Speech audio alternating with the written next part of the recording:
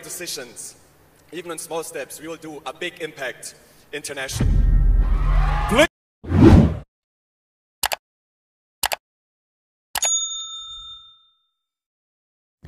Kurt Bondad wagi bilang Mr. International 2025, humanga ang lahat sa husay ng kanyang sagot.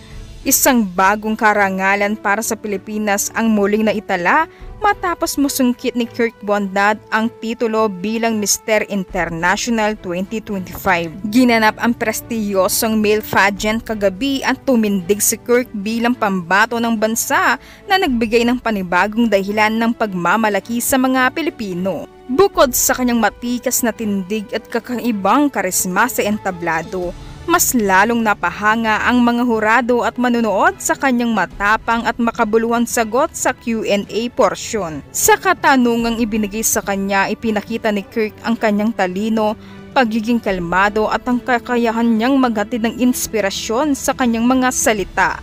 Malinaw at buo ang kanyang mensahe na ang tunay na kagwapuhan ay hindi lang nakikita sa panlabas na anyo, kundi higit sa lahat sa mabuting kalooban at malasakit sa kapwa. Ang kanyang sagot ang naging malaking puhunan upang masungkit ang inaasam na titulo. Congratulations, Kurt Bondad! So please listen carefully. Your final question is, if you win Mr. International and you are invited to speak at the United Nations, what social or political issue would you choose to highlight and why? You have 30 seconds, and your 30 seconds begins now. Thank you for the question.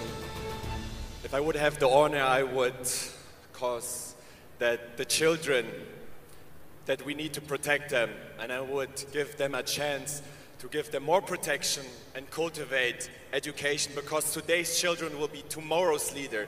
Because ultimately, I believe if we can collectively do the right decisions, even in small steps, we will do a big impact internationally.